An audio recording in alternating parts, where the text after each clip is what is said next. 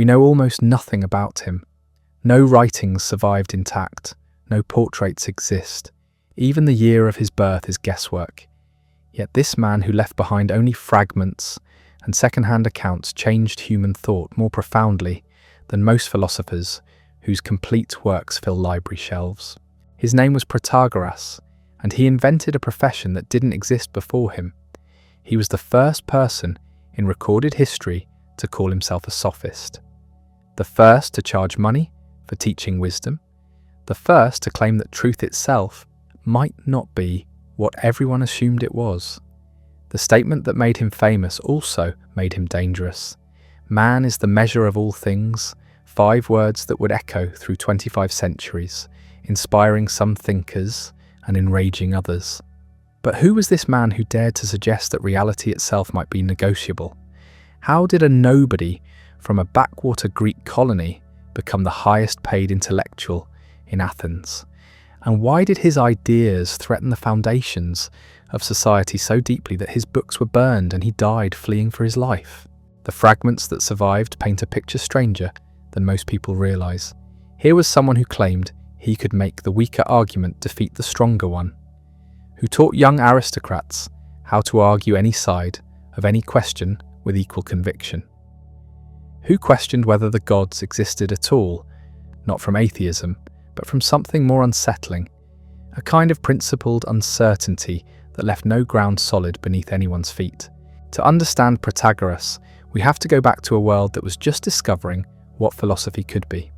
A world where the questions we take for granted, what is justice, what is truth, what does it mean to be good, were being asked seriously for the first time. The answers Protagoras gave were so radical that we're still arguing about them. The city of Abdera sat on the northern coast of the Aegean Sea, far from the centres of Greek civilization.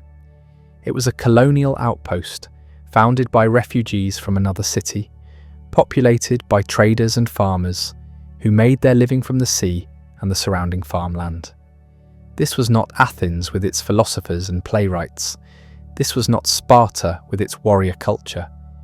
Abdera was provincial, peripheral, the kind of place that produced nothing notable, except every so often, someone desperate enough to leave.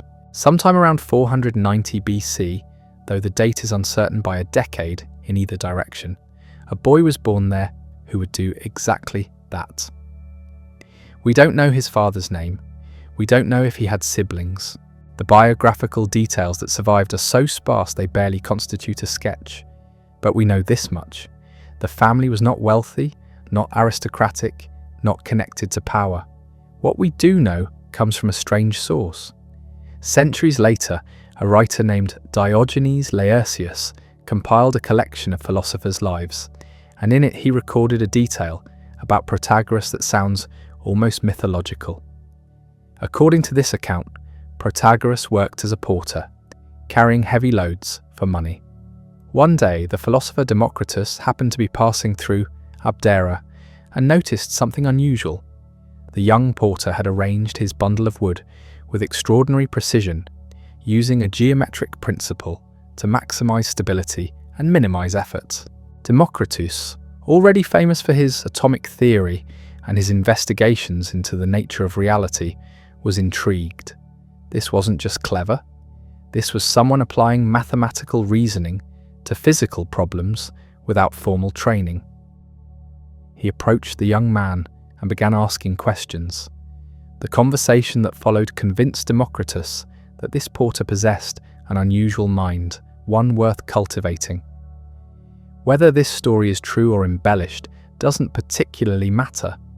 What matters is what it tells us about how Protagoras was perceived even in antiquity.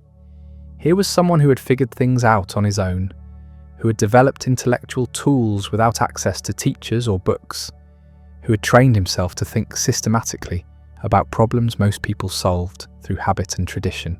Democritus, according to the tradition, took Protagoras under his wing. He introduced him to geometry, to natural philosophy, to the methods of systematic inquiry that were just beginning to emerge in the Greek world. The older philosopher recognized something in this young man from the provinces, a hunger for understanding that couldn't be satisfied by the limited opportunities Abdera offered. But here's what's interesting about this origin story. Protagoras didn't become another Democritus. He didn't follow his teacher into investigations of atoms and void, into cosmology and natural science. Instead, he turned his attention to something that must have seemed, to a natural philosopher, almost trivially mundane. Human affairs, language, argument, persuasion. The messy, subjective world of human interaction that couldn't be reduced to geometric principles or physical laws. This choice would define everything that followed. While other thinkers were looking up at the stars or down at the fundamental constituents of matter, Protagoras was watching how people talked to each other, how they convinced each other, how they constructed the social realities that governed their lives. He was studying the one thing that every other philosopher took for granted, the basic assumption that when we argue about what's true or just or good, there's an answer out there waiting to be discovered. What if there wasn't? The question must have formed gradually, not as a sudden revelation, but as a slow accumulation of observations. Watch people argue long enough and you notice patterns. The same evidence leads different people to different conclusions. What seems obviously true to one person seems obviously false to another. The rightness or wrongness of an action depends entirely on whose perspective you adopt. Justice from the Athenian point of view looks like tyranny from the Persian perspective. Most people confronted with this observation simply pick a side and declare the other side wrong. Protagoras did something different. He asked, what if they're both right? What if truth isn't singular and universal but multiple and perspectival? And what if man really is the measure of all things? This wasn't skepticism in the later philosophical sense. Protagoras wasn't saying we can't know anything. He was saying something far more interesting, that knowledge itself is always knowledge for someone, from some standpoint, within some context. There's no view from nowhere. There's no objective perch from which to judge all claims impartially. Every judgment is made by a human being with particular experiences, particular interests, particular limitations. This insight, if that's what it was, would become the foundation of everything Protagoras taught. But first he had to leave Abdera. The intellectual life he was developing required an audience, and Abdera couldn't provide one. He needed a city where ideas mattered, where people gathered to argue and debate, where wealth and ambition created demand for the skills he was developing. He needed Athens. The Athens that Protagoras encountered sometime in his 30s was a city in the midst of transformation. The Persian Wars had ended a generation earlier with Greek victory, and Athens had emerged from those conflicts as the dominant power in the Aegean. The Delian League, originally a defensive alliance against Persian aggression, had gradually become an Athenian empire. Tribute flowed into the city from hundreds of subject states. The silver mines at Laurium produced wealth on an unprecedented scale. Pericles, the most powerful statesman Athens had ever known, was using that wealth to transform the city into a monument to Athenian achievements. The Parthenon was rising on the Acropolis. The long walls connecting Athens to its port at Piraeus were under construction. Artists, architects, and intellectuals from across the Greek world were drawn to Athens by the promise of patronage and opportunity. It was a moment of extraordinary confidence and creativity, a city that believed it represented the pinnacle of human civilization. But this confidence created a problem. How do you prepare young men to lead such a city? Traditional aristocratic education focused on athletics, music, and the memorization of Homer. You learned to fight, to perform at symposia, to recite the deeds of ancient heroes. This was fine for a world where political power was inherited and social roles were fixed. But democratic Athens required something different. Power in Athens came from the ability to persuade. The assembly met regularly, and any citizen could speak. The law courts operated with large juries of ordinary citizens who could be swayed by effective rhetoric. Military commanders were elected and could be removed if they lost the confidence of the people. Success in this environment required skills that the traditional education simply didn't teach. You needed to be able to argue persuasively in public, to construct compelling cases, to anticipate and refute counter-arguments, to make your position seem stronger than your opponent's regardless of the actual merits. This was the opportunity Protagoras recognized. There was a market for what he could offer, and nobody else was offering it. He would teach the sons of wealthy Athenians how to succeed in democratic politics. He would teach them rhetoric, the art of persuasive speech. He would teach them how to analyze arguments, how to find weaknesses in any position, how to construct cases for either side of any question. And he would charge them for it. The decision to charge fees was itself revolutionary. Philosophy and wisdom had always been freely shared among aristocrats. The great thinkers of the previous generation, Pythagoras, Heraclitus, Parmenides, had gathered students around them, but had never demanded payment. Wisdom was supposed to be its own reward. To commodify it, to treat knowledge as something that could be bought and sold, seemed to many Greeks fundamentally wrong. Protagoras didn't care, or, rather, he understood something his critics didn't. By charging substantial fees, he was making a claim about the value of what he offered. This wasn't abstract speculation about the nature of reality. This was practical knowledge that would translate directly into political success and social advancement. If you wanted your son to become a leader in Athens, you paid Protagoras to teach him. The fee wasn't an unfortunate necessity, it was part of the product. The amount he charged was extraordinary. Ancient sources report that Protagoras demanded 10,000 drachmas for a complete course of instruction. To put this in perspective, a skilled worker in Athens might earn 1 drachma per day. Protagoras was charging the equivalent of 30 years of wages. Only the wealthiest families could afford him, and that was precisely the point. His students were drawn from the elite, the young men who would become the next generation of Athenian leadership. What exactly did they learn? The specifics are frustratingly vague. No curriculum survived. No student notes were preserved.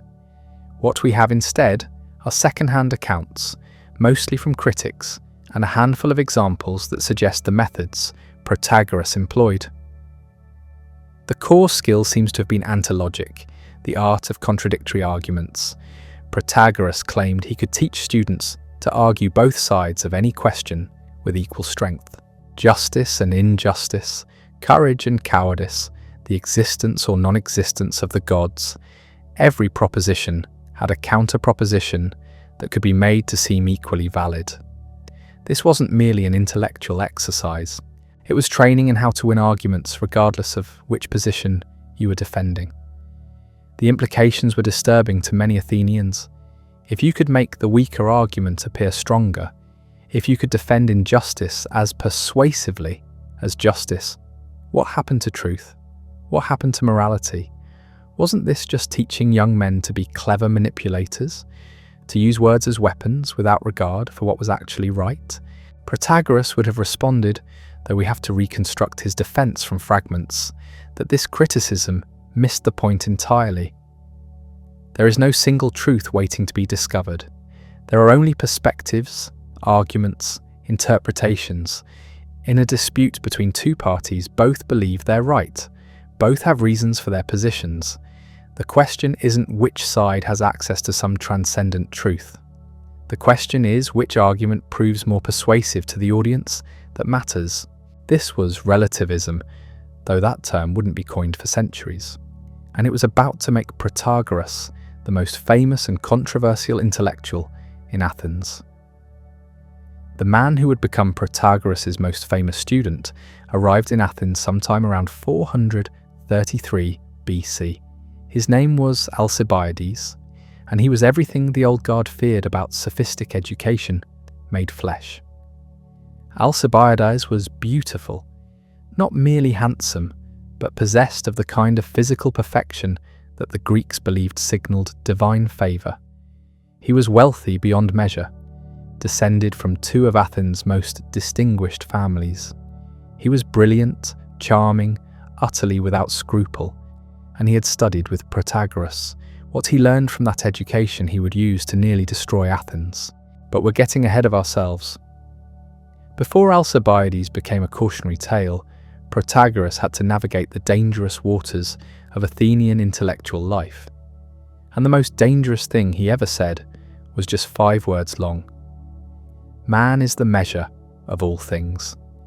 The statement appears in a work called Truth, of which only fragments survive. The full version, as preserved by later writers, reads, "Man is the measure of all things, of things that they are, and of things that are not, that they are not."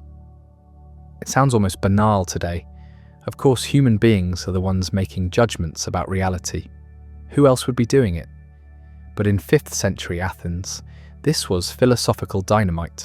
The traditional view, the one embedded in Greek religion and common sense, was that truth existed independently of human opinion. The gods knew the truth. Wise men discovered it. Reality had a structure that didn't depend on what anyone thought about it. Protagoras was claiming something different. He was saying that truth is relative to the observer. What seems true to you is true for you. What seems true to me is true for me. There's no absolute standard outside human perception and judgment. The implications spiraled outward in every direction. If truth is relative, what about justice? Is a thing just because it seems just to you, unjust because it seems unjust to someone else? Can both be right simultaneously? What about the gods themselves? If the gods seem real to you, are they real for you? If they seem like myths to me, are they myths for me? Protagoras was careful, usually, about how far he pushed this logic. He knew he was operating in dangerous territory. Athens was not a place that tolerated open atheism. The city had laws against impiety, and those laws carried serious penalties, but he couldn't resist pushing at the boundaries. Another fragment, from a work called On the Gods, opens with a statement of studied agnosticism. "Concerning the gods, I cannot say whether they exist or do not exist, nor what form they might have. Many things prevent knowledge, including the obscurity of the subject and the shortness of human life. Read one way, this is simply honest intellectual modesty. We don't know, so we shouldn't claim to know. Read another way, it's a devastating attack on the entire foundation of Greek religion."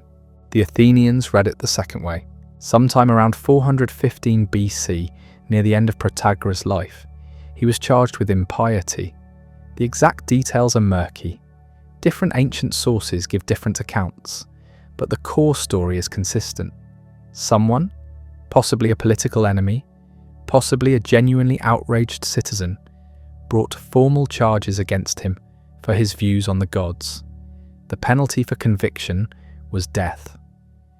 Protagoras, for all his skill with arguments, apparently decided not to test his rhetorical abilities in court. He fled Athens.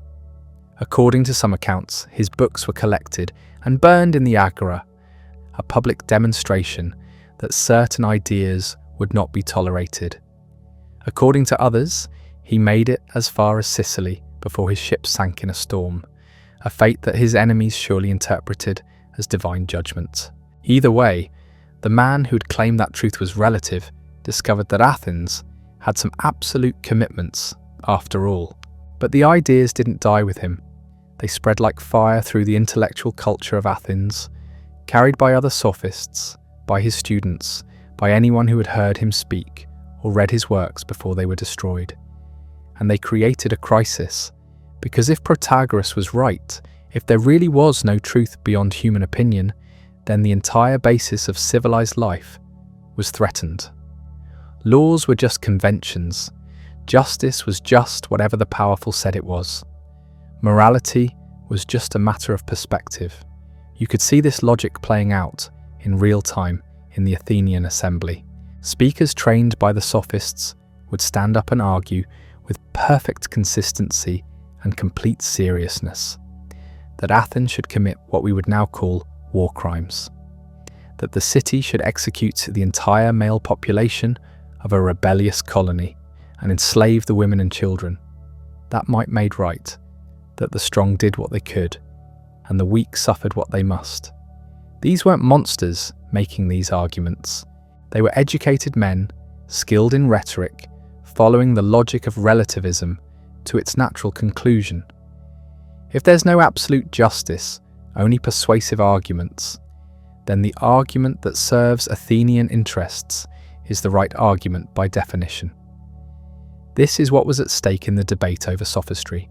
This is why Protagoras, for all his personal charm and intellectual brilliance, became a figure of controversy and ultimately a fugitive.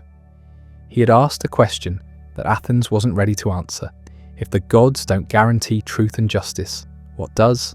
The city was about to produce its own answer to that question, but it would come from an unexpected source, not from another travelling teacher, not from a wealthy intellectual, but from a stonecutter's son who claimed he knew nothing at all.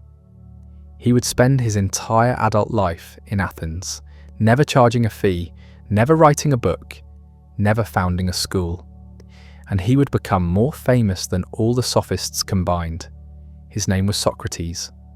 But before Socrates could challenge the sophists, he had to survive the catastrophe that was about to engulf Athens.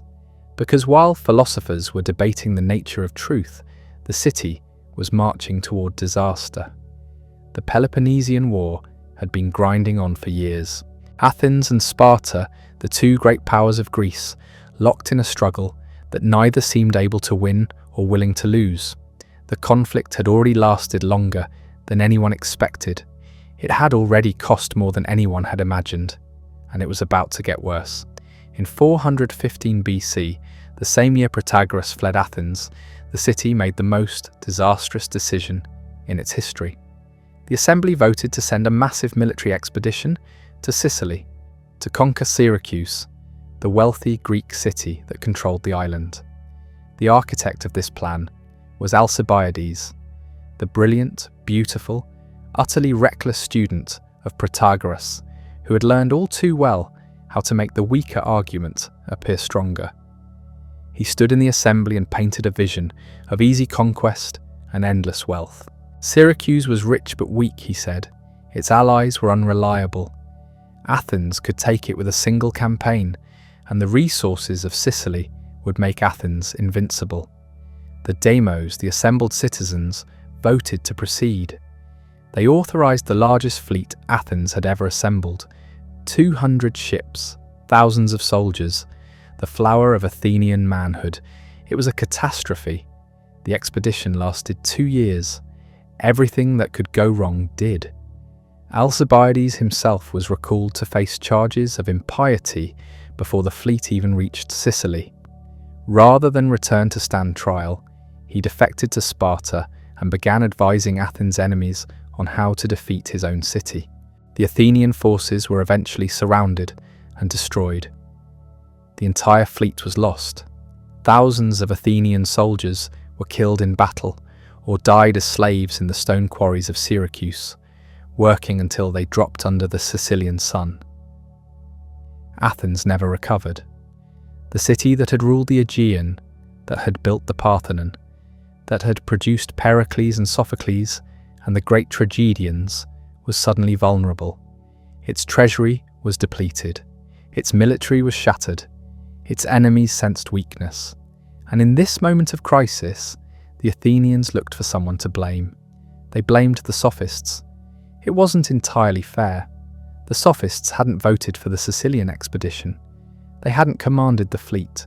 They hadn't made the strategic and tactical errors that doomed the campaign, but they had created an intellectual climate where anything could be argued, where tradition could be questioned, where the old certainties no longer held. They had taught a generation of young men to trust their own cleverness over the wisdom of their elders. And one of those young men, trained in their methods, had just led Athens to the brink of destruction. The backlash was swift and severe. Sophists who had been welcomed in the best houses suddenly found themselves less popular. The fees they could charge decreased. Some left Athens entirely, seeking friendlier audiences in other cities. The word sophist itself began to acquire negative connotations. What had once meant simply wise man or expert now started to suggest something more sinister: a manipulator, a deceiver, someone who used words to obscure rather than illuminate truth. This transformation of meaning tells us something important about what was happening. Athens was in the middle of a profound crisis, not just political and military, but intellectual and spiritual. The old certainties, the ones that had held Greek society together for centuries, were dissolving. The gods seemed distant or absent. Traditional morality seemed inadequate to the complexities of empire and democracy. The wisdom of the elders seemed to lead only to disaster. Into this vacuum, the sophists had offered something new. But what they offered, many Athenians now believed, was worse than nothing. It was a sophisticated nihilism, a clever way of saying that nothing really mattered, that all values were equally valid, which was just another way of saying that no values were valid at all. The city needed something different, not a return to blind tradition, but not the anything-goes relativism of the sophists either. It needed someone who could navigate between these extremes, someone who could question without destroying, who could examine without nihilism, who could pursue truth without claiming to possess it. That person was already walking the streets of Athens. He had been there all along, actually, a strange figure who spent his days in the Agora asking questions that made people uncomfortable. He never charged fees, he never claimed to be wise, he never promised to make anyone successful or powerful. He just asked questions, and somehow, in the asking, he was about to change philosophy forever. But first he needed to survive, because the same city that had driven out Protagoras was about to turn its attention to this new questioner. And this time, they wouldn't settle for exile. The crisis that would define Socrates' life and death was already building. The Sicilian disaster had weakened Athens militarily, but what came next would threaten the very soul of the city. Democracy itself was about to be overthrown, and when it was restored, the restored democracy would be looking for someone to blame. The year was 411 BC, and Athens was eating itself alive. 3 years after the Sicilian catastrophe, the city that had invented democracy was about to abandon it. The assembly that had once debated freely was now dominated by fear. The citizens, who had prided themselves on their equality, were about to accept the rule of 400 oligarchs, and standing in the middle of this chaos was a man who seemed completely unbothered by any of it. Socrates was in his late 50s. He'd been asking his questions in the Agora for decades. Most Athenians knew him by sight, even if they didn't know exactly what he did. That strange fellow who went around barefoot, who stopped people on the street to interrogate them about justice or courage or piety, who seemed to have no regular occupation, no visible means of support, and yet somehow survived. He'd been doing this since before the Peloponnesian War started. He'd been there when Athens was at its height, when Pericles was still alive, when the empire seemed invincible. He'd watched the plague arrive. He'd seen the Sicilian expedition sail out with its thousands of ships and soldiers. He'd heard the news when it all went wrong. None of it had changed his routine. Every day, he went to the Agora. Every day, he found someone willing to talk. And every day, he demonstrated, through careful questioning, that whoever he was talking to didn't actually understand what they claimed to know. It was an unusual way to spend one's time. Most men his age were either making money, enjoying the fruits of earlier success, or had retired from public life entirely. Socrates did none of these things. He just kept asking questions. The method was always the same. He'd approach someone, usually someone with a reputation for wisdom or expertise, a general, a politician, a poet, a craftsman. He'd ask them to explain something they were supposed to understand. What is courage? What is justice? What is piety? The person would give an answer. It always seemed reasonable at first. Courage is standing firm in battle. Justice is giving each person what they deserve. Piety is doing what the gods command. Then Socrates would start asking follow-up questions, simple questions, clarifying questions, questions that seemed innocent but weren't. What about a tactical retreat? Is that cowardice? If not, then courage isn't just standing firm, is it? So what is it really? And what does each person deserve? How do we know? Who decides? Which gods? They all command different things. And what if the gods command something unjust? Would it still be pious to obey? Within minutes, the initial answer would be in ruins. The experts would realize they couldn't actually define what they claimed to understand. They'd try new definitions, new approaches. Socrates would find problems with those too. Eventually, most people gave up, frustrated or angry, or simply exhausted. This was the Socratic method. Not teaching, but questioning. Not answering, but examining. The goal wasn't to make people feel stupid, though many did feel that way. The goal was something more radical, to make them realize they didn't know what they thought they knew. It sounds negative, purely destructive, and in a sense, it was. Socrates rarely offered positive doctrines. He didn't have a system to replace the ideas he demolished. He just kept asking questions until the person he was questioning admitted ignorance. But there was something positive buried in all this negativity. A belief, almost a faith, that if you could clear away false knowledge, real knowledge might become possible. That the admission of ignorance was the first step toward wisdom. That the unexamined life, as Socrates would later say, was not worth living. Most people didn't see it this way. What they saw was a strange old man who went around making fools of their betters, who questioned everything, believed nothing, and seemed to take pleasure in other people's confusion, who claimed to know nothing himself, which was obviously false modesty, since anyone who could ask such clever questions clearly knew quite a lot. The young men loved him. That was the problem. Or at least, it would become the problem. Sons of wealthy families would follow Socrates around the Agora, watching him work.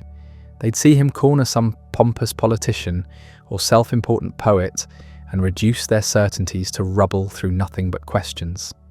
It was entertaining, it was educational, and it was dangerous because it taught them to question everything too. These young men would go home and try the same technique on their fathers. They'd ask why the old customs should be followed, why the gods deserved worship, why democracy was the best system, why traditional values mattered. They wouldn't accept, because that's how we've always done it, as an answer. They wanted reasons, logic, proof. Their fathers didn't appreciate this.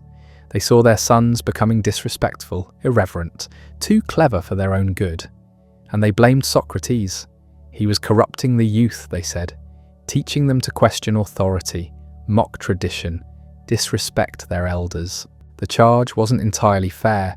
Socrates never told anyone to disrespect their parents or disobey the laws. He was actually quite insistent on following the laws, even laws he disagreed with. But he did teach people to think for themselves, to demand reasons, to question assumptions. And in a society based on tradition and authority, that was revolutionary enough. Still, Athens was a tolerant city. For decades, it had put up with far more radical teachers than Socrates. The sophists had charged money to teach rhetoric and relativism. Protagoras had openly questioned whether the gods existed. Various philosophers had proposed bizarre cosmologies and strange theories about the nature of reality. Athens had tolerated all of it mostly, but that was before the Sicilian disaster, before the oligarchic coup of 411, before the city started to fracture under the strain of endless war and internal division. The coup itself was short-lived. 400 oligarchs seized power, claiming they could manage the war more efficiently than the democracy. They lasted only 4 months before they were overthrown and democracy was restored. But the damage was done. Athens had proven that its commitment to democracy was negotiable, that under sufficient pressure it could abandon its principles. Socrates had kept asking his questions through all of it. When the oligarchs were in power, he asked his questions. When democracy was restored, he asked his questions. He seemed utterly unconcerned with who was in charge. His inquiry was independent of politics. This independence would not save him. In fact, it would condemn him. Because when the dust settled and democracy was restored, people would remember that some of the oligarchs, the men who had briefly overthrown democracy, had been associates of Socrates. They'd been among those young men who followed him around the Agora, learning his methods. The most infamous was Alcibiades, the brilliant, beautiful, utterly amoral politician who had proposed the Sicilian expedition, then defected to Sparta, then defected again. He'd been Socrates' student once, everyone knew it. Another was Critias, who would later become leader of the 30 tyrants, an even more brutal oligarchic regime that would briefly seize power after Athens finally lost the war. He too had spent time listening to Socrates. These associations were damning. Never mind that Socrates had never advocated tyranny or oligarchy. Never mind that he'd actually argued for following the laws, whatever they were. Never mind that he couldn't control what his former students did with his methods.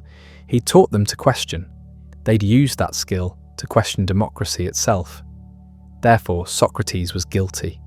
The logic was twisted, but it was powerful, especially in a city that was wounded, paranoid, and looking for someone to blame for its disasters. But the final crisis was still years away. The war dragged on. Athens won some battles, lost others.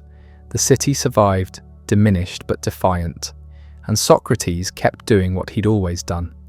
He'd start with someone's confident assertion. Justice is helping friends and harming enemies, someone might say. It was a common Greek view, completely conventional. Socrates would nod thoughtfully. An interesting definition. But tell me, who are our friends? The people we think are good? And who are our enemies? The people we think are bad, obviously. But what if we're wrong about who's good and who's bad? What if we think someone is our friend, but they're actually evil? Or we think someone is our enemy, but they're actually good? Well, then we'd be mistaken. So when we harm our enemies thinking they're bad, but they're actually good, we're doing something unjust. Silence, confusion. And if harming people makes them worse, not better, then when we harm our enemies, we're making bad people more bad, correct? We're increasing the amount of injustice in the world. How can that be just? More silence. So perhaps justice isn't about helping friends and harming enemies after all. Perhaps it's something else entirely. But what? This was how it went. Day after day, year after year. The same method applied to different questions, different people, different conventional beliefs. Always questioning, never quite answering. Always demonstrating that what seemed obvious was actually deeply puzzling. Most philosophers before Socrates had tried to explain the world. They'd proposed theories about what reality was made of, how the cosmos was organized, what fundamental principles governed everything. Thales said water, Heraclitus said fire, Pythagoras said numbers, Democritus said atoms. Socrates thought all of this was a waste of time, not because the questions weren't interesting, but because they were unanswerable.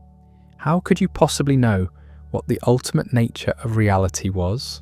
You couldn't observe it directly. You couldn't test it. You were just guessing, making up stories that sounded plausible. What you could examine was human life, ethics, politics, the question of how to live. These weren't easy questions, but at least they were relevant. At least they mattered to actual human beings trying to figure out how to conduct themselves. So that's what Socrates focused on. Not cosmology, but ethics.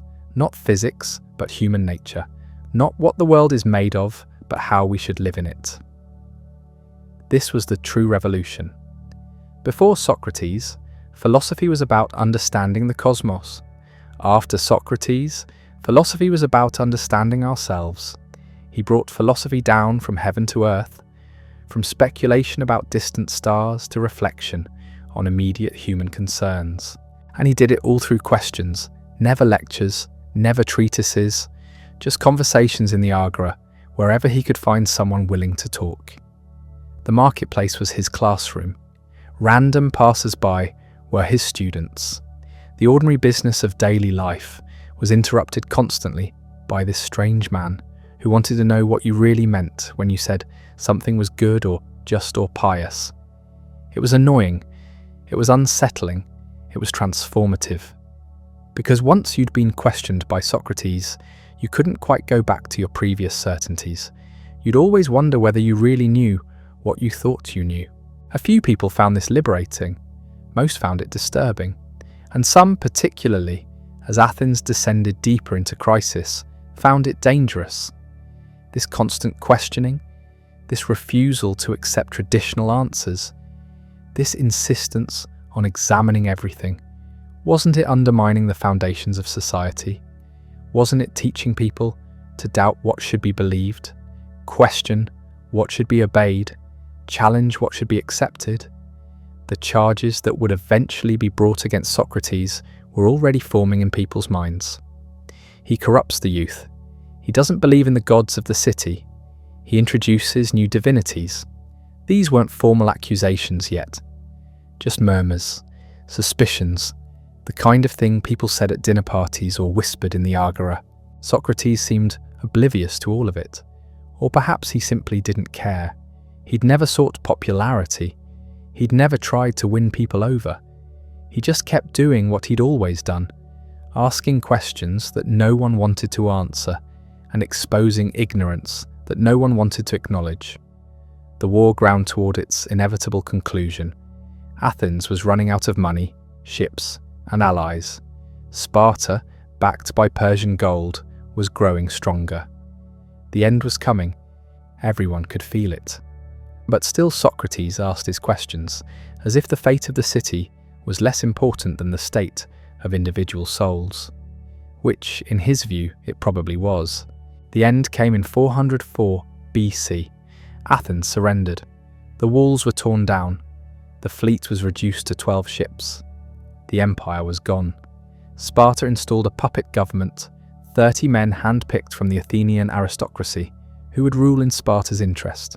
They called themselves the 30. History would call them the 30 tyrants. Within months, they'd executed 1,500 Athenian citizens without trial. The targets were political enemies, certainly, but also wealthy metics, foreign residents whose property could be seized. The 30 needed money to pay their Spartan garrison. Murder was cheaper than taxation. Athens lived in terror. Informants were everywhere. A careless word could mean death. Families fled into exile. The Democratic Assembly was disbanded. The law courts were suspended. The city that had prided itself on freedom became a prison.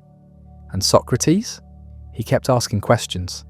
This was dangerous now in ways it had never been before.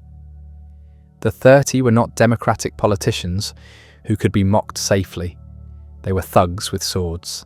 They didn't debate, they killed. One day, the 30 summoned Socrates, along with 4 other citizens. The order was simple. Go to Salamis, arrest Leon, bring him back. Leon of Salamis was wealthy and respected. He'd done nothing wrong except possess property the 30 wanted. They would execute him and take everything he owned. Standard procedure. The other 4 men obeyed. They went to Salamis. They arrested Leon. They brought him back to die. Socrates went home.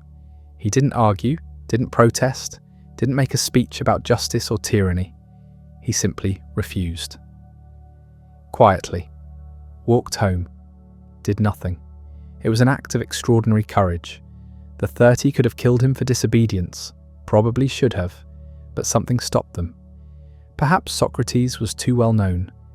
Perhaps they calculated that executing a harmless philosopher would cause more trouble than it was worth. Perhaps they simply didn't get around to it before their regime collapsed. 8 months after seizing power, the 30 fell. Democratic exiles led by Thrasybulus gathered an army and marched on Athens. In the brief civil war that followed, the tyrants were overthrown. Democracy was restored, and amnesty was declared. No one could be prosecuted for actions during the tyranny. Athens tried to return to normal, But normal was impossible. The city was traumatized, divided, suspicious. Everyone knew who had collaborated and who had resisted. Everyone remembered. The amnesty prevented legal prosecution, but it couldn't erase memory.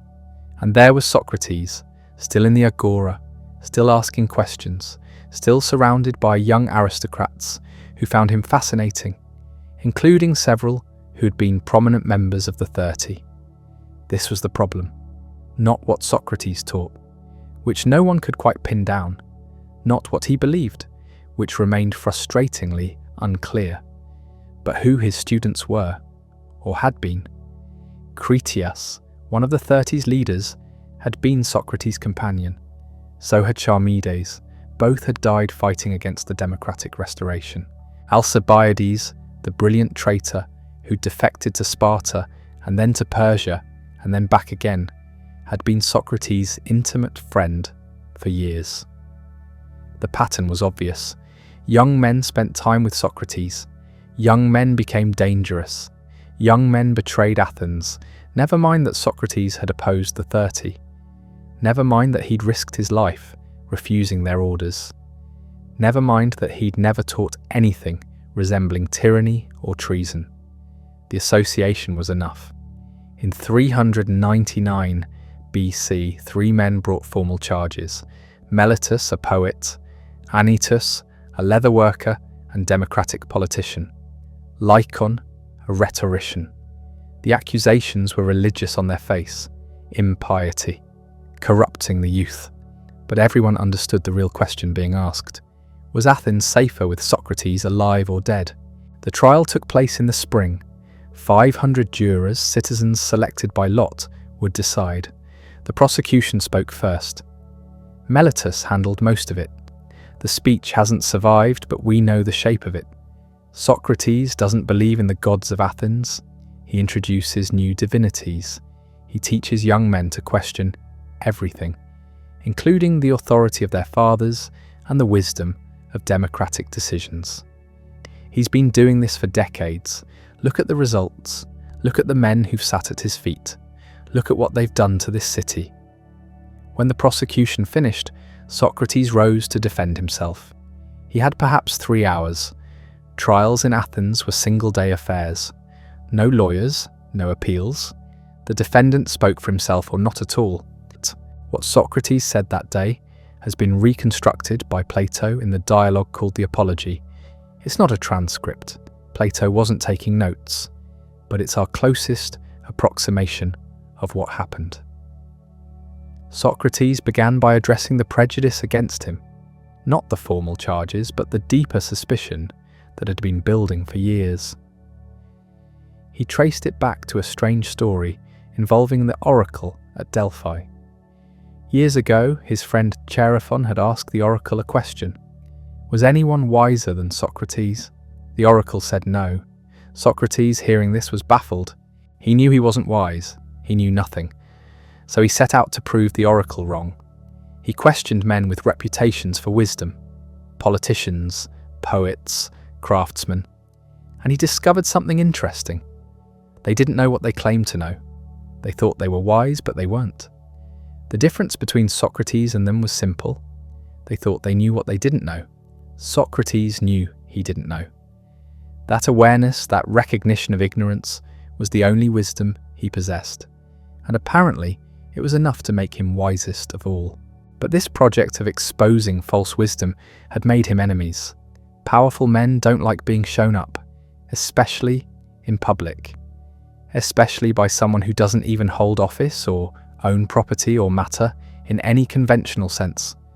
So they developed a grudge, a story, the narrative that Socrates was dangerous, impious, corrupting.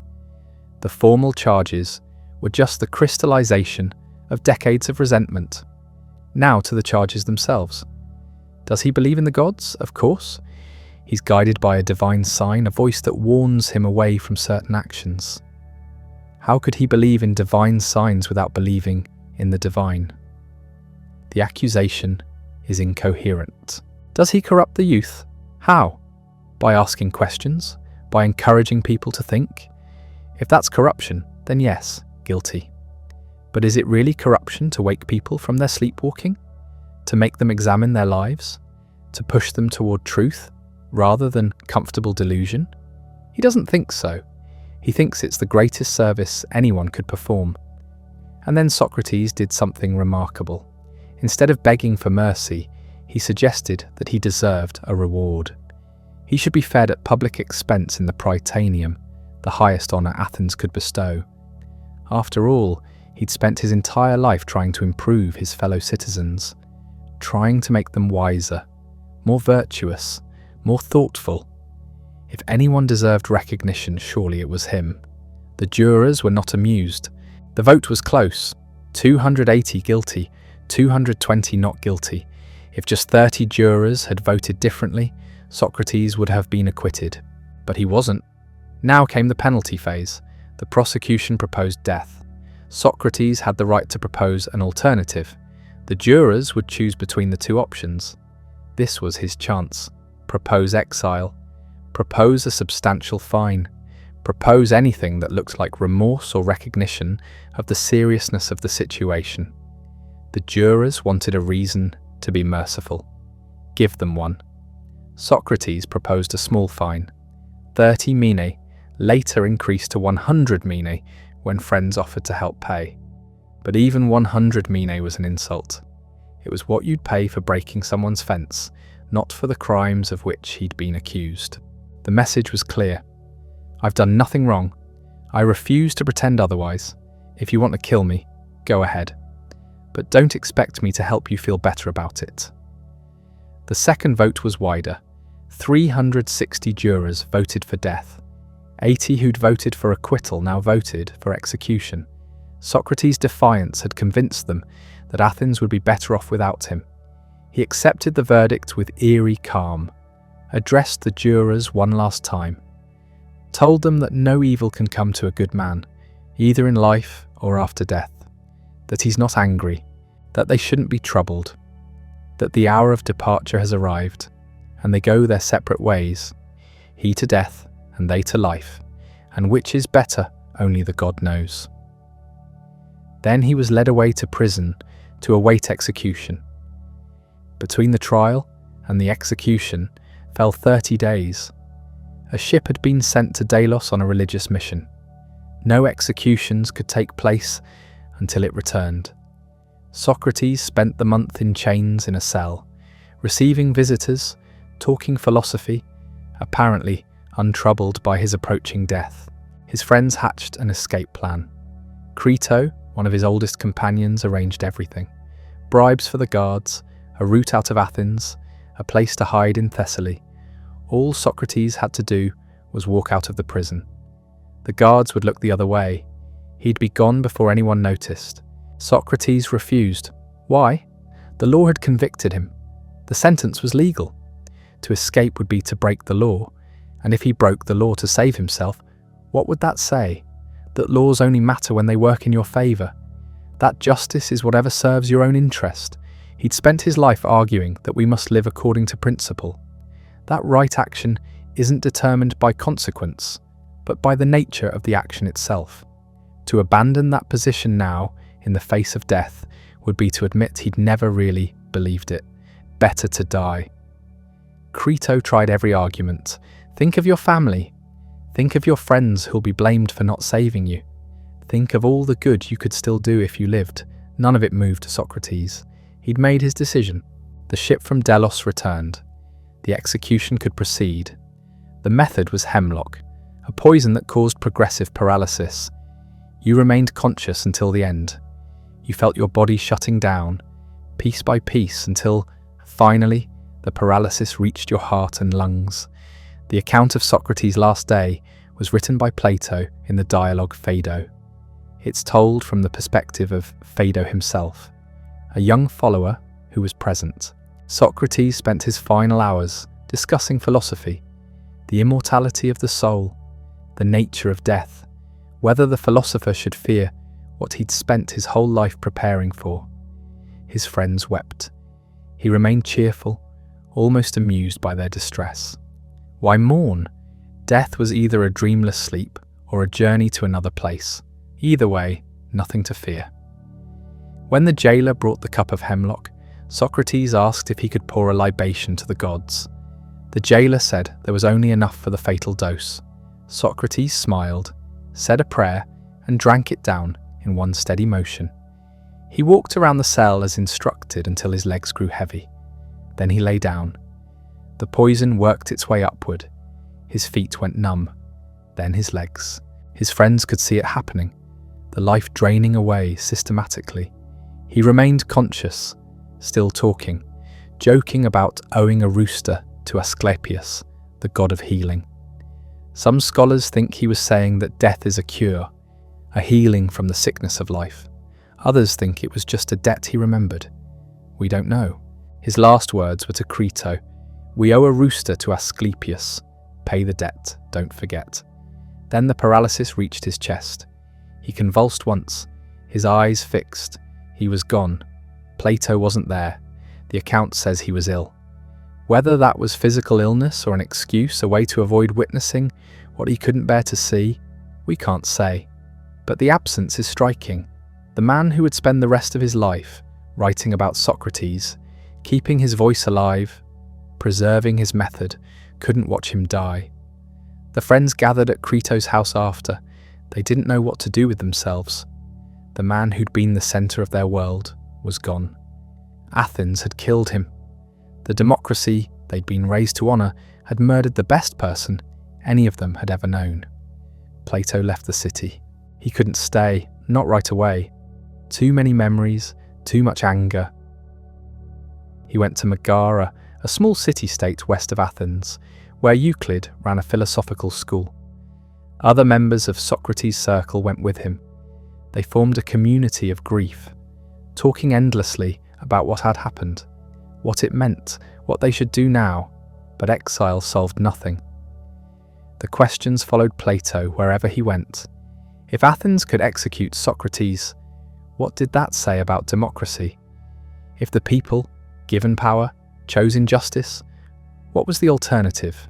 If wisdom had no political force, if the best person could be destroyed by the worst system, how should anyone live? These questions would consume Plato for decades. They'd drive him to write dialogues, to found a school, to construct an entirely new vision of politics and knowledge and reality itself. But that came later. For now, there was just confusion and rage. Plato was 28 when Socrates died, old enough to understand what he'd witnessed, young enough that it shaped everything after. He'd come from one of Athens' most distinguished families. His mother's side could trace their ancestry to Solon, the lawgiver who'd founded Athenian democracy. His stepfather was connected to the leading politicians of the day. Everyone expected Plato to enter politics. That was what men of his class did. Socrates' execution ended that possibility. How could Plato serve a state that had killed his teacher? How could he participate in the very system that had committed such an injustice? Politics suddenly seemed not just corrupt, but actively evil, a mechanism that elevated the ignorant and destroyed the wise. So he travelled. Over the next several years, Plato moved through the Greek world, searching for something he couldn't name. He went to Italy, to the Greek colonies in the south, where Pythagorean communities still existed. The Pythagoreans believed in the immortality of the soul, in reincarnation, in the idea that the physical world was a corrupt shadow of a higher mathematical reality. These ideas fascinated Plato. They offered a way to think about justice that transcended politics. If the soul was eternal, if true reality existed beyond the material, then maybe Socrates wasn't really dead. Maybe Athens hadn't won after all. He visited Sicily, met the tyrant Dionysius I in Syracuse, the most powerful Greek city in the Western Mediterranean. That encounter nearly got him killed. Dionysius didn't appreciate Plato's lectures about philosophy and virtue. The tyrant had Plato sold into slavery. Only the intervention of a friend who happened to be passing through the slave market saved him. Plato was ransomed and sent home, humiliated but alive. The experience confirmed what he already suspected. Power and wisdom were opposites. Those who had power didn't want wisdom. Those who had wisdom couldn't get power. The gap was unbridgeable. He returned to Athens around 387 BC, 13 years after Socrates' death. The anger had cooled into something harder: determination. He'd figured out what he needed to do. He couldn't change Athens, not directly, but he could create something new, a place where the kind of thinking Socrates had practiced could survive, where students could learn to ask questions, to examine their assumptions, to pursue truth without fear of execution. He bought property northwest of the city, a grove sacred to the hero Academus. Trees, gardens, quiet, space to think. He called it the Academy. It would become the most influential school in the ancient world, the first university. It would last for 900 years. The Academy wasn't like other schools. The sophists who taught in Athens offered practical training, rhetoric, how to win arguments, how to succeed in the assembly.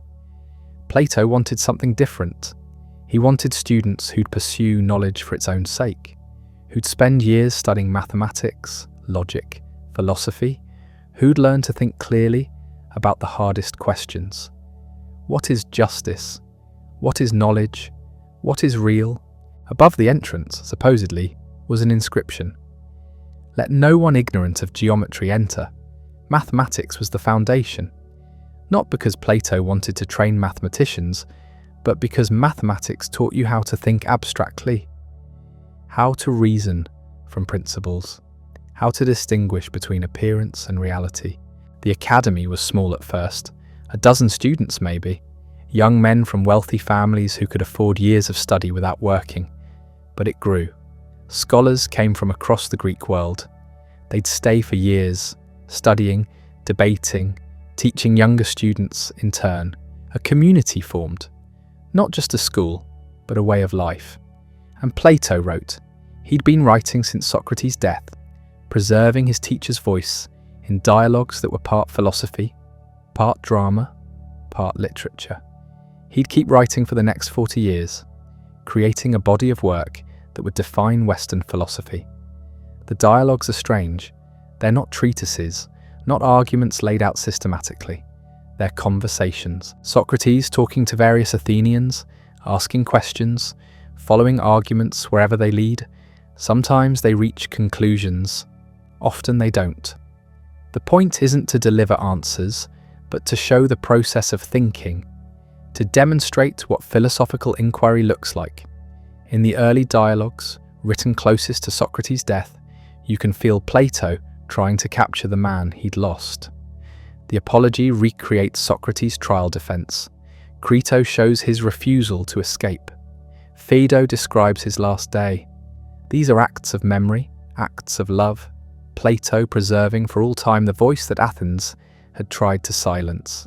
But gradually, something shifted. The later dialogues moved beyond just recording Socrates. They used him as a character to explore ideas that were Plato's own. Ideas about the nature of reality, about knowledge, about the ideal state. The centerpiece was the Republic, written probably in the 370s BC, when Plato was in his 50s. It's his longest work, his most ambitious, an attempt to answer the question that had haunted him since Socrates' death. What is justice? The dialogue starts simply, Socrates discussing justice with some friends, but it spirals outward until it encompasses everything. What makes a soul just? What makes a city just? What's the relationship between the two? And underneath it all, the real question, how could Athens have been so wrong? Plato's answer was radical. Athens was unjust because it was a democracy. Democracy meant rule by the many. But the many were ignorant. They didn't know what justice was. They didn't understand virtue or wisdom or the good.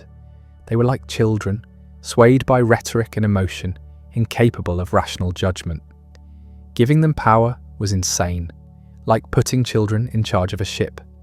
Justice required rule by the wise, by philosophers who understood not just politics, but truth itself, who'd spent decades studying, preparing, training their souls to see beyond appearances to reality. Only they could create a just state. Only they should rule. The Republic describes this ideal city in detail. It's divided into three classes: the producers, farmers, and craftsmen who make the material goods society needs, the auxiliaries, soldiers who defend the city, and the guardians, philosopher rulers who govern. Each class does what it's naturally suited for. That's justice, everyone in their proper place, the whole functioning harmoniously. But the guardians must be special. They can't own property, can't have families. Their children are raised communally so they don't develop attachments that might corrupt their judgment. They spend decades in education, mathematics, philosophy, dialectic. Only after proving themselves do they take power, and even then reluctantly. The true philosopher doesn't want to rule.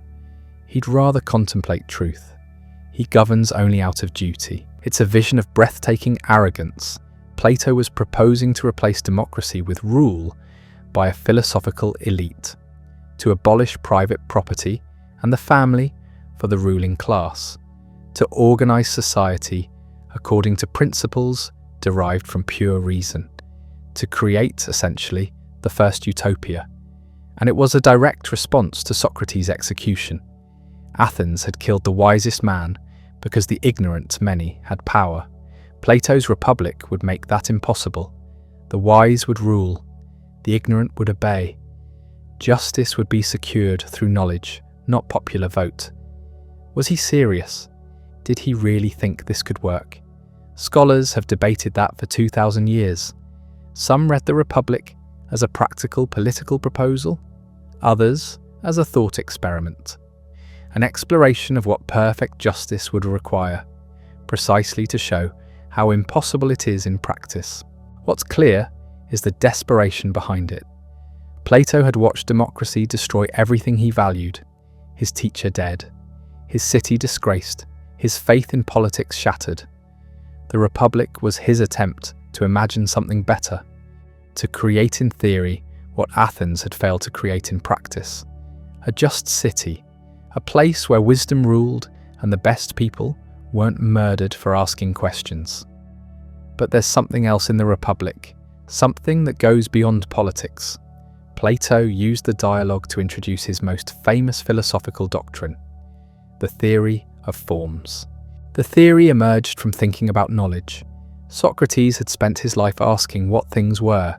What is justice? What is courage? What is beauty? He'd never gotten satisfactory answers. People could give examples, point to just acts, or courageous people, or beautiful objects. But they couldn't define the things themselves. Couldn't say what made an act just, or a person courageous, or an object beautiful. Plato thought he knew why. Because justice and courage and beauty aren't physical things.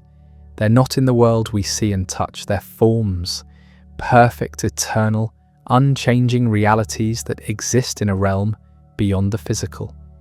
The just acts we observe in daily life are just imperfect copies of the form of justice. Beautiful objects are imperfect copies of the form of beauty. The physical world is a shadow of the real world, the world of forms. This solved several problems at once. It explained why Socrates could never get clear definitions. Because you can't see the forms with your eyes, you can only grasp them with reason. It explained why mathematical truths were eternal. Because mathematical objects were forms, existing independently of any physical embodiment. And it explained why philosophers should rule. Because only philosophers, through years of training, could see beyond the shadows to reality itself. Only they knew what justice actually was. Plato illustrated this with the most famous image in Western philosophy, the allegory of the cave. Imagine, Socrates says, prisoners chained in a cave since childhood. They face a wall. Behind them is a fire. Between the fire and the prisoners, people carry objects that cast shadows on the wall. The prisoners see only shadows. They think the shadows are reality. They have no idea about the fire, the objects, the people. Everything they know is wrong. Now imagine one prisoner is freed, dragged out of the cave into sunlight. At first he's blinded. The light hurts. He wants to return to the familiar darkness. But gradually his eyes adjust. He sees the real objects that cast the shadows. He sees the sun itself, the source of all light. He realizes everything he believed was an illusion. What should he do? Return to the cave, tell the prisoners the truth. But when he comes back, his eyes aren't adjusted to darkness anymore. He stumbles. The other prisoners think the journey outside has ruined him. When he tells them about the sun, about reality, they don't believe him. They think he's insane. If he tries to free them, they'll kill him. The philosopher is the freed prisoner. He's seen the forms, the true reality beyond the physical world. He's glimpsed the form of the good, the ultimate source of truth and value, like the sun that illuminates everything else. He returns to the cave of ordinary life to help others, but they don't understand. They mock him. If he persists, they might kill him, like they killed Socrates. The allegory was Plato's final answer to Athens. You murdered him because you couldn't see. You were prisoners in the cave, mistaking shadows for reality. He'd seen the light. He tried to show you. You killed him for it. That's what democracy does. That's what the ignorant do when confronted with wisdom. They destroy it. Plato's theory of forms wasn't just abstract philosophy. It changed how he thought about everything. Love, politics, education, the soul itself. And it led him to conclusions that would make him one of the most controversial thinkers in history. Start with the soul. If forms are eternal and unchanging, and if we can somehow know them, then part of us must also be eternal. The body dies. Everyone knows that, but knowledge of the forms can't come from the body. The senses show us only the physical world, the shadows. Knowledge of perfect circles, of absolute justice, of pure beauty, that has to come from somewhere else. Plato's answer: the soul. The soul exists before birth. It dwells in the realm of forms, directly perceiving truth. Then it's born into a body, and the shock of physical existence makes it forget. Learning, Plato argued, is actually remembering. When you understand a mathematical proof, you're not discovering something new. You're recalling what your soul already knew. When you recognize a just action, you're remembering the form of justice your soul once perceived. This is the doctrine of recollection. Plato demonstrated it in a dialogue called the Meno. Socrates takes an uneducated slave boy and through careful questioning gets him to prove a complex geometric theorem. The boy has never studied geometry, yet he reaches the right answer. How? Because, Socrates claims, his soul already knew it. The questioning just helped him remember. If the soul exists before birth and possesses knowledge that transcends physical experience, then it must survive death too. The soul is immortal. It will leave the body, return to the realm of forms, and eventually be reborn in another body. This cycle continues until the soul is sufficiently purified. Philosophy becomes the practice of dying. The philosopher trains himself to separate soul from body, to focus on eternal truths rather than physical pleasures. When death comes, it's not disaster, it's liberation. The soul finally escapes its prison and returns home. Plato described this in vivid myths. Souls judged after death, the virtuous rewarded, the wicked punished, then reincarnation, souls choosing their next lives. Most choose foolishly, seduced by power or pleasure, forgetting what they learned. The wise soul, like Odysseus, chooses a quiet life of contemplation. These ideas influenced Christianity profoundly. The immortal soul, judgment after death, the body as prison, salvation through turning away from physical desires toward eternal truth. All Platonic concepts that would be absorbed into Christian theology centuries later. But Plato's most lasting influence came from applying the theory of forms to politics. If there are perfect forms of justice, courage, wisdom, then shouldn't the state be organized according to those perfect standards? Shouldn't we build the ideal city? That question produced the republics, the most famous, most influential, and most disturbing political philosophy ever written. The Republic begins with a simple question: what is justice? The conversation starts in Athens' port city, Piraeus, at the house of a wealthy merchant. Socrates and friends debate whether justice is simply following laws, or giving people what they deserve, or something else entirely. Socrates does his usual thing. He demolishes every definition proposed. Nobody can say what justice actually is. Then a character named Thrasymachus bursts in. He's a sophist, a professional teacher of rhetoric, and he's had enough of Socratic games. Justice, Thrasymachus declares, is whatever benefits the stronger. Rulers make laws that serve their interests and call it justice. Morality is a con. The smart person appears just to avoid punishment, but acts unjustly whenever they can get away with it. Better to do wrong than suffer it. This is the real challenge, not defining justice, but proving it's worth pursuing at all. Why be just if injustice is more profitable? If you could commit crimes with no consequences, wouldn't you?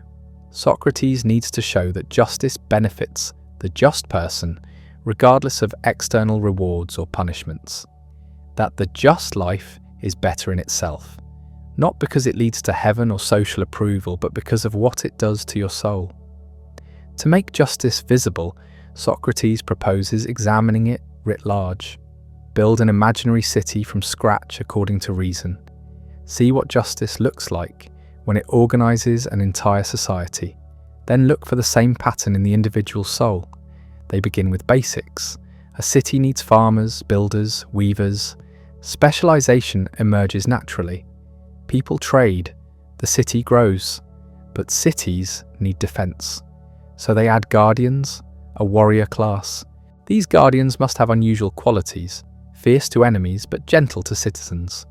Like noble dogs, how do you create such people? Through education. Plato designs a comprehensive program of music and gymnastics, but not for pleasure or athleticism, to shape the soul. Music here means poetry and stories, and Plato immediately proposes censorship. Most Greek poetry, including Homer and Hesiod, depicts gods behaving badly, lying, committing adultery, acting from jealousy. This teaches children that immorality is divine, unacceptable. Only stories portraying virtue should be allowed. The guardians must believe that gods are perfectly good, that nothing bad comes from divine sources. That truth is sacred. Their education will be carefully controlled to produce these beliefs. Gymnastics trains the body, but its real purpose is to cultivate courage and discipline.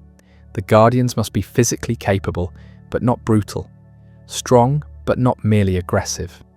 Then Plato makes his most radical proposal.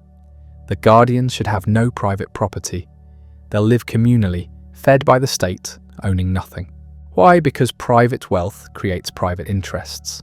A guardian who owns land might favour policies that increase land values.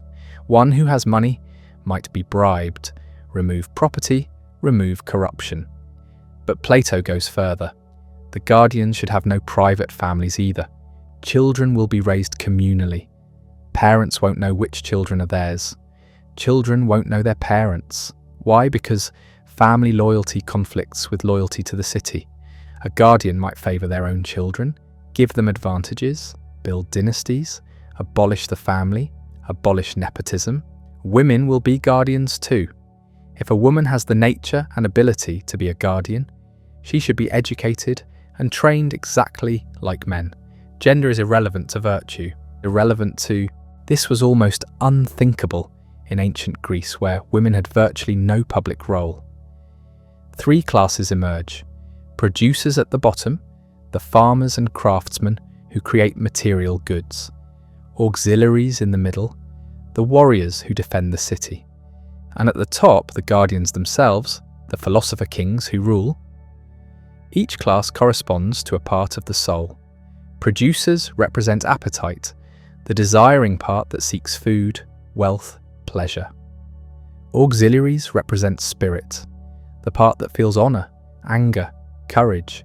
Guardians represent reason, the part that understands truth and governs. Justice is each part doing its proper work. In the city, each class performing its function. In the soul, reason ruling over spirit and appetite. When reason governs, guided by knowledge of the forms, you have justice. When appetite or spirit rebels and seizes control, you have injustice. The unjust soul is tyrannized by its basest desires. The tyrant, who seems most free and powerful, is actually the most enslaved. He's ruled by appetites that can never be satisfied, constantly afraid, trusting no one. The just person governed by reason is truly free. They're self-controlled, harmonious, at peace. So who should rule this ideal city? Only those who've seen the forms. Only philosophers who've spent decades in education, studying mathematics and dialectic, training their minds to move beyond physical reality to eternal truth. Only those who've glimpsed the form of the good itself. But here's the problem. Philosophers don't want to rule. They'd rather contemplate truth. Why would someone who's escaped the cave want to go back down into darkness? The answer: duty. The city raised them, educated them, enabled them to see the light. They owe it to others to return and help. Justice requires it. The Republic ends with the myth of air. A soldier dies in battle, returns to life, reports what he saw. Souls judged after death. The just rewarded for 1,000 years, the unjust punished. Then all the souls choose their next lives. Most choose foolishly. One man, having suffered as a tyrant, chooses a quiet, obscure life. Odysseus, wisest of all, chooses last. Having wandered and suffered enough, he picks the life of a private citizen, unknown and peaceful. The soul is immortal, Plato insists. How you live matters for eternity. Choose wisdom over power, justice over pleasure, philosophy over politics. The Republic became one of the most influential books ever written. It's also one of the most criticized. Was Plato serious? Did he really want to abolish family and property? Did he actually think philosophers should be kings? Some readers take it as a blueprint, a genuine proposal for how to organize society. Others see it as a thought experiment, a way of exploring what perfect justice would require, showing that perfection is impossible or undesirable. What's clear is that actual attempts to implement Plato's vision have ended badly. The abolition of private life, the control of education, the rule by an enlightened elite. These ideas have inspired totalitarian regimes throughout history. The Republic has been called a fascist manifesto. But Plato was responding to real trauma. He'd watched democratic Athens make catastrophic decisions. He'd seen the assembly vote for the Sicilian expedition, a disaster that nearly destroyed the city.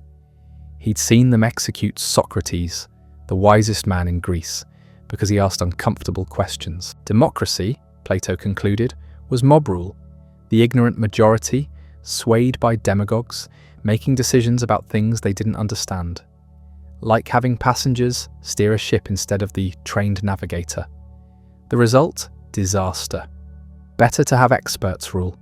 People who actually know what justice is, who've studied their whole lives, who aren't corrupted by wealth or swayed by popular opinion. Philosopher kings. The problem, as later critics pointed out, is who decides who the experts are. Who guards the guardians? What stops philosopher kings from becoming tyrants? Plato's answer, that they'll be virtuous because they've seen the good, seems naive. Power corrupts, even philosophers, and the vision of the ideal city is chilling.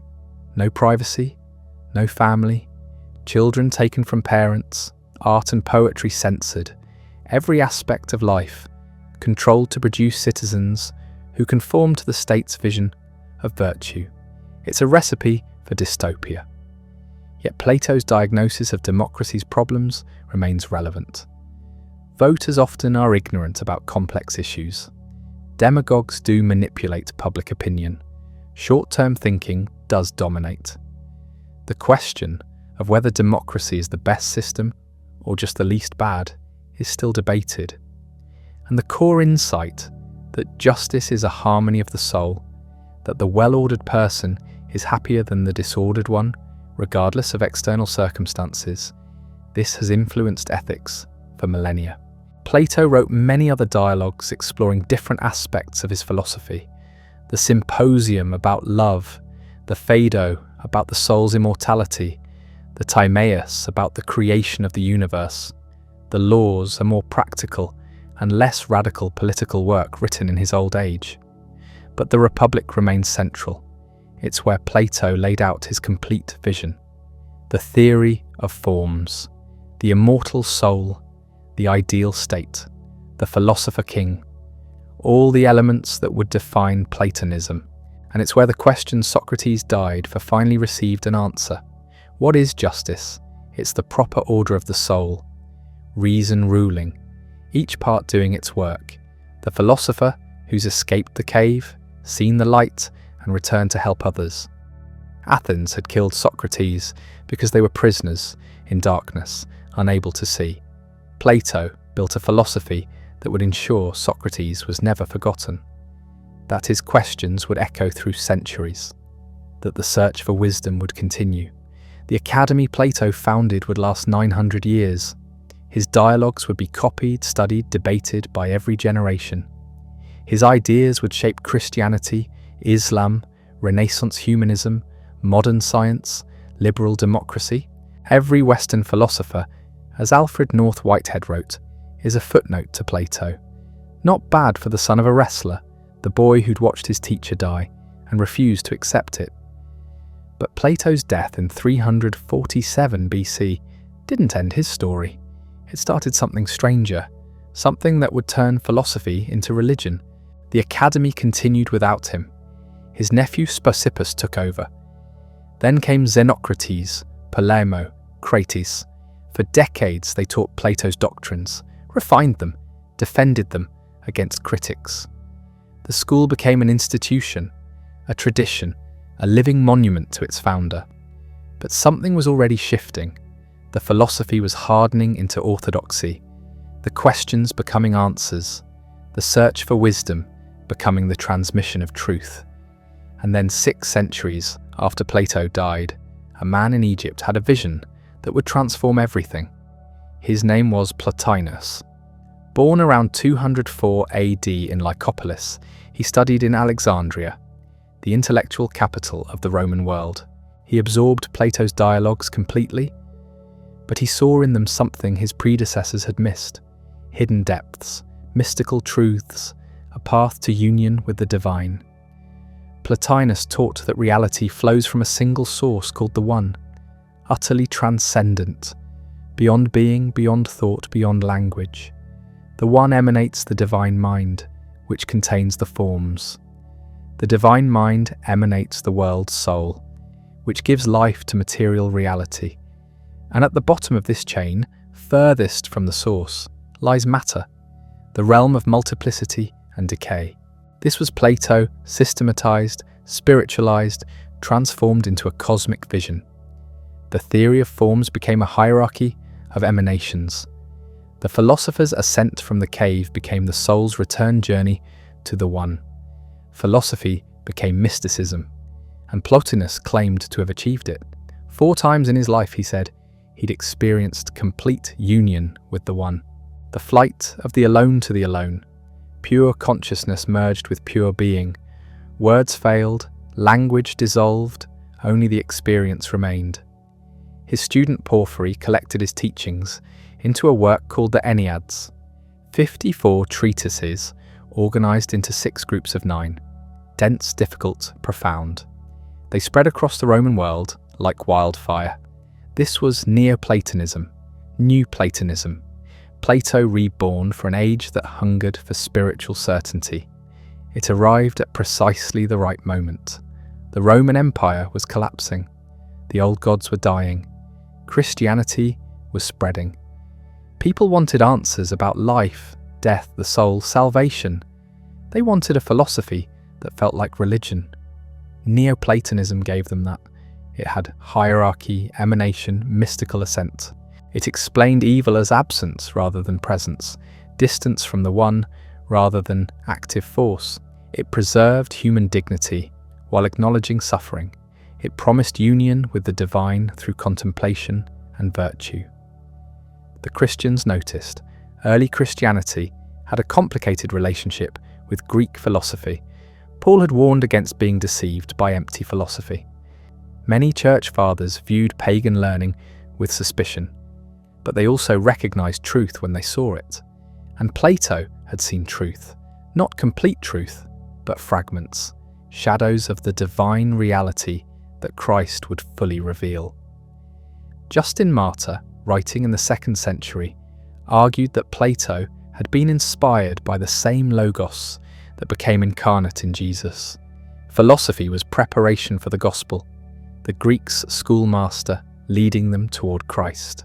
Clement of Alexandria pushed further. Philosophy was God's gift to the Greeks, just as the law was God's gift to the Jews. Both prepared humanity for the final revelation. But the decisive figure was Augustine of Hippo. Born in 354 AD in North Africa, Augustine spent his youth searching for truth. He tried Manichaeism. He tried skepticism. Nothing satisfied. Then in Milan he encountered the books of the Platonists, probably Plotinus and Porphyry, translated into Latin. He read them and experienced something like conversion. The Neoplatonists showed him that reality could be immaterial, that God could be understood as pure being rather than a physical entity, that evil wasn't a substance but a privation, a turning away from good. It shattered his materialism, opened his mind to transcendence, prepared him, intellectually and spiritually, for Christianity. When Augustine converted, he didn't abandon Plato. He baptized him. The forms became eternal ideas in the mind of God. The philosopher's ascent became the soul's journey toward divine grace. The good became the Christian God. Augustine's synthesis dominated Western Christianity for 1,000 years. Medieval theology was Platonism in Christian garb, the material world as shadow of eternal reality, the soul as immortal and divinely created, salvation as return to the source. Even when Thomas Aquinas introduced Aristotle in the 13th century, creating a new synthesis, Plato's influence remained. The two Greek philosophers became twin pillars of Christian thought: reason and revelation, philosophy and theology, Athens and Jerusalem. Dante placed Plato in limbo, the first circle of hell, the highest honour a pagan could receive. Noble souls denied salvation only by the accident of birth, virtuous but unbaptized, suffering only the loss of hope. It was Christendom's acknowledgement of debt. We learned from you. We built on your foundation. We couldn't have reached this height without you. The Renaissance rediscovered Plato directly. For centuries, Western Europe had known him mainly through fragments and second-hand reports. The Timaeus was available in partial Latin translation. Augustine had quoted him, but the dialogues themselves were lost. Then Constantinople fell in 1453. Greek scholars fled west carrying manuscripts. Ancient texts that hadn't been seen in Italy for 1,000 years suddenly appeared. Cosimo de' Medici, ruler of Florence, acquired a complete Greek manuscript of Plato's works. He commissioned Marsilio Ficino to translate it into Latin. Ficino devoted his life to the task. In 1484, the first complete Latin translation of Plato appeared in print. For the first time in nearly 1,000 years, Europeans could read the Republic, the Symposium, the Phaedo in their entirety. The effect was electric. This wasn't the tame, Christianized Plato of medieval theology. This was the original, raw, radical, dangerous. Ficino established a Platonic academy in Florence, not a formal school, but a circle of humanists, poets, artists, thinkers, who gathered to discuss philosophy, beauty, the soul. It became the intellectual heart of the Renaissance. The idea of Platonic love exploded through European culture. Eros as a ladder climbing from physical beauty to spiritual transcendence. Desire transformed into contemplation. The lover ascending from the beloved's body to the beloved's soul, to beauty itself. Petrarch and Dante had already explored this, but now they had the original source, Diotima's teaching in the Symposium. The philosopher's journey from many beautiful things to beauty itself. Artists embraced the theory of forms with revolutionary enthusiasm. The sculptor's task wasn't to invent, but to reveal. The ideal form already existed, eternal and perfect. Michelangelo said the sculpture was complete within the marble. He merely removed excess stone to free it. Leonardo filled notebooks with studies of mathematical proportions, the golden ratio, the perfect human face, the ideal body, seeking the eternal forms that governed beauty. Architecture became geometry made stone. Palladio designed villas based on perfect mathematical relationships. Buildings meant to embody harmony, proportion, the forms themselves. Political thinkers revived the dream of the ideal city.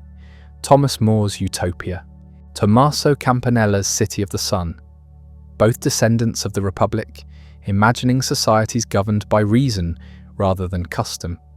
But the modern world was arriving, and it would challenge Plato more fundamentally than any critic before.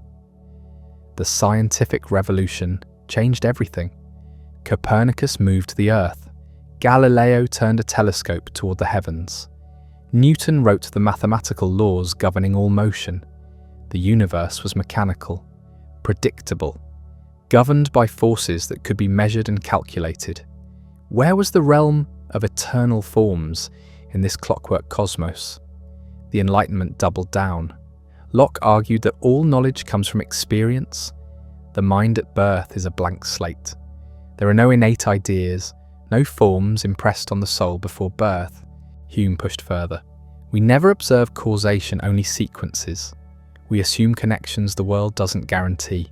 Certainty is impossible. Metaphysics is meaningless speculation. Kant tried to rescue something.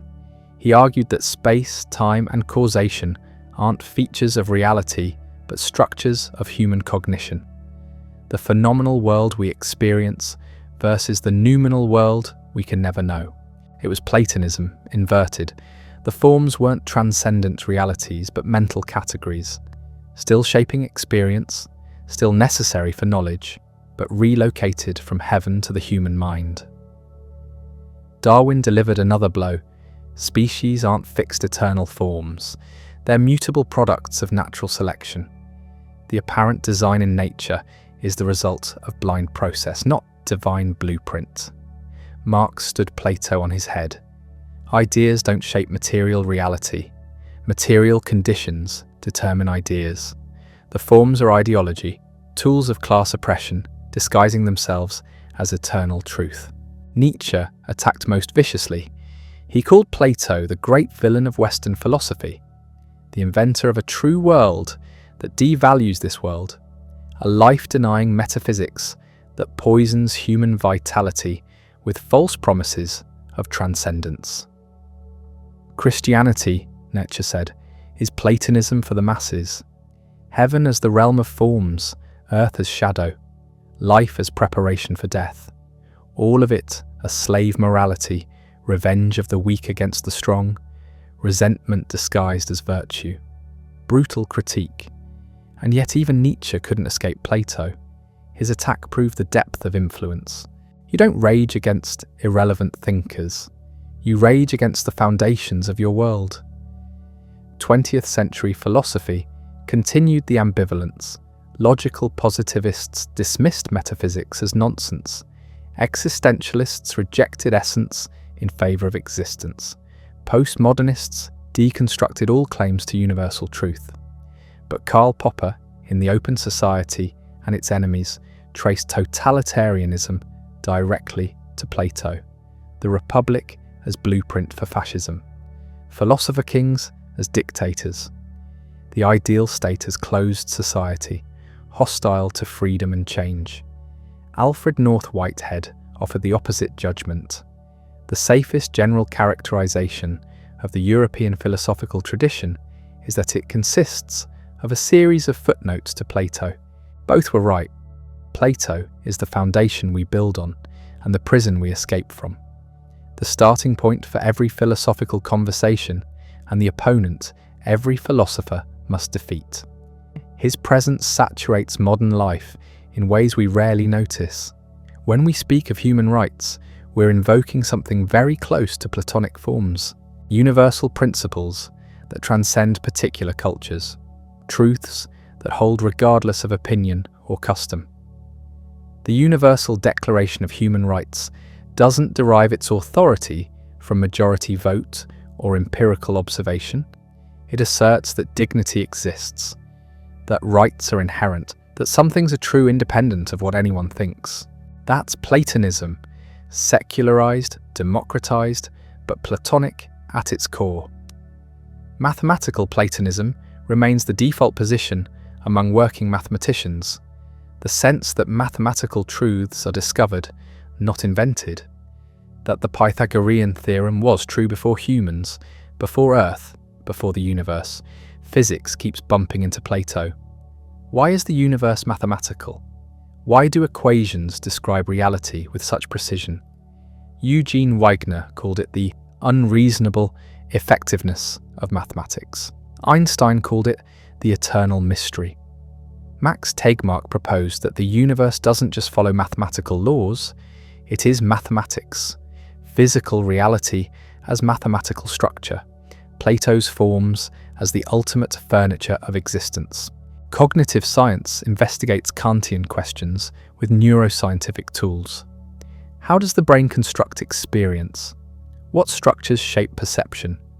How do we organize raw sensation into coherent objects and categories? The answers are mechanistic, not mystical, but the questions Plato asked remain. We're still trying to understand the relationship between mind and world, between what we perceive and what exists. His legacy is everywhere and nowhere. We can't escape it. We can't fully embrace it. We're condemned to wrestle with Plato, generation after generation, never quite defeating him, never quite accepting him. The boy who watched Socrates die gave us the questions we still can't answer. What is justice? What is real? What is the good life? How should we organize society? What can we know for certain? 2,400 years later, we're still arguing, still building ideal cities in speech, still climbing out of caves, still wondering whether the shadows are all we'll ever see. Plato's academy closed in 529 AD when the Christian emperor Justinian forbade pagan teaching. 900 years of continuous operation, the longest-running educational institution in human history. But the academy never really closed. Every classroom where students question assumptions is the academy. Every mind that refuses easy answers is the academy. Every search for truth that won't settle for opinion is the academy. The long shadow stretches still, across centuries, continents, cultures, shaping how we think even when we don't know his name. The harness maker's son who never left his city conquered the world, not through force or wealth, but through something more powerful. Questions that won't die, ideas that won't fade, a vision of human possibility that haunts us still. Socrates asked what justice was and died for it. Plato spent 50 years answering. We're still listening. The academy's doors closed in 529 AD. Justinian's decree. No more pagan teaching in the Christian Empire. 9 centuries of continuous operation ended by imperial command. But something strange happened. The closing didn't take. You can still find the academy, not in Athens.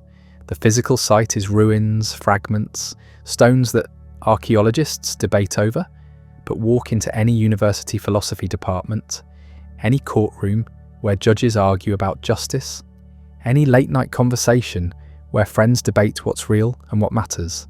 There it is, the same questions, the same method, the same refusal to accept comfortable answers. Plato's greatest trick was making his questions immortal. Not his answers. Those we argue about, reject, modify, resurrect in new forms, but the questions won't die. What is justice? Not what do we call justice, not what laws we've inherited, not what feels right. What actually is it? What can we know for certain? Not what we believe, not what tradition teaches, not what seems obvious. What can we actually know? How should we live? Not how do we live, not how we've always lived. How should we? These aren't academic exercises. They're urgent. Civilization runs on answers to these questions, whether we examine those answers or not. Laws rest on theories of justice we never articulate. Governments operate on assumptions about human nature we never question. We organize our lives around values we never examine. Socrates said the unexamined life isn't worth living. Plato built an entire philosophical tradition on that claim. 24 centuries later, most lives remain unexamined. Most people never ask what they really believe, or why. They inherit opinions, absorb prejudices, follow customs, never stopping to wonder whether any of it makes sense. Plato would say we're still in the cave, still watching shadows, still mistaking appearance for reality, still attacking anyone who suggests there might be something beyond the wall. Is he right? That's not a question we can settle here. But it's worth asking whether our certainties are as solid as we assume. Whether the world we take for granted is the world as it actually is. Whether we're seeing or just looking. The theory of forms sounds absurd to modern ears. Perfect, unchanging realities existing in some transcendent realm. We're materialists now. We trust science, not mysticism. The physical world is all there is. And yet, mathematics works unreasonably well. Physical laws hold across billions of light years. The universe seems designed to be understood by mathematics, which is strange if mathematics is just something we invented. Maybe Plato glimpsed something real. Maybe he expressed it badly, in the language available to him, but maybe he saw something. Or maybe not. Maybe the forms are just beautiful mistakes, failed attempts to explain regularities that evolution and physics now explain better. Maybe Plato was wrong about nearly everything except the importance of asking questions. Either way, he matters, not because he got the right answers, because he asked the right questions and taught us to keep asking. His ideal city is a nightmare. We know this now. Every attempt to implement utopia has produced dystopia. Plato's Republic, taken seriously as political blueprint, leads to thought police and forced breeding and censorship, and the abolition of everything that makes life worth living. But maybe that's the point. Maybe the Republic was never meant to be built. Maybe it's a thought experiment pushed to extremes to show us something about justice, about the soul, about the gap between perfect theory and messy practice. Or maybe Plato actually believed it. Maybe he really thought philosopher kings could rule justly without checks or balances or accountability. Maybe he learned nothing from watching Athens execute Socrates. Maybe grief and rage made him dream impossible dreams. We don't know. The dialogues don't tell us. Plato hid behind Socrates' voice, never quite committing himself, always leaving room for interpretation. It's maddening. It's brilliant. It's kept us arguing for millennia. What we do know is this: Plato watched the best person he knew murdered by the city he loved, for the crime of asking questions. That trauma shaped everything after. The theory of forms, the ideal city, the immortal soul, all of it was response to one unbearable fact: the good can be destroyed by the ignorant. Wisdom has no political force. Justice doesn't protect the just. So Plato built a world where none of that was true, where justice was eternal, where wisdom ruled, where the good couldn't be touched by mob violence or democratic foolishness. He built it in speech because reality wouldn't give it to him. We're still building ideal cities in speech, still imagining better worlds, still refusing to accept that how things are is how they must be. That's Plato's legacy. Not his answers, but his refusal to stop asking. His insistence that we can do better if we think harder. The cave allegory haunts because it's true. Not literally. There's no actual cave, no literal shadows. But metaphorically, we're trapped in bubbles of unexamined assumptions. We mistake our limited perspective for complete truth. We attack anyone who suggests we're missing something. Every generation thinks it's escaped the cave. Every generation is wrong. We just have new shadows, new walls, new chains we don't recognize as chains. Plato can't tell us how to escape. He died 2,400 years ago in a world unimaginably different from ours. His solutions don't work. His metaphysics is questionable. His politics is dangerous. But he can remind us that we're still trapped, still seeing through a glass darkly, still mistaking partial truth for complete truth, still attacking the messengers who suggest there's more to see. The academy is gone. The dialogues remain, copied by monks who didn't fully understand them, translated by scholars who argued about their meaning, studied by students who found in them questions they'd never thought to ask.